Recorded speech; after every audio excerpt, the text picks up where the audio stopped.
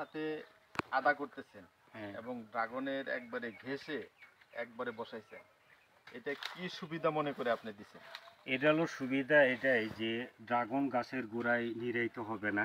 হ্যাঁ আর ড্রাগন গাছের গোড়ায় হলো আমরা এই বস্তাগুলো রাখার পরে এখানে আমরা যদি আদা লাগাই, হুম এখানে আদা থেকেও আমরা টাকা পাবো, হুম আবার ড্রাগন থেকেও পাবো আর কি। হুম আবার এই বাইরে জায়গা হলো এটা আছে, এটা হলো গরুর জন্য ঘাস।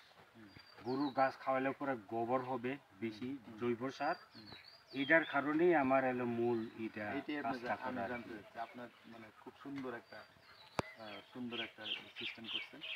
একদিকে হচ্ছে আপনি বস্তাগুলা যখন ড্রাগন গাছের চতুর্পাশে রাখবেন, এখানে আপনি ঘাস উঠতে পারবে না, না, ঘাস উঠতে পারবে না। এটা একটা বড় ওই সুবিধা। মালচিং আর পদ্ধতির ফলনটা আপনি মতো আর ওখানে কি। পাচ্ছেন, হ্যাঁ, এই ফলনও জায়গাটা ফ্রি পাইতেছি। থাকতেছে, এখানে হ্যাঁ, আপনি গরুর জন্য ঘাস আর ঘাস কি। উৎপাদন করতে পারতেছেন।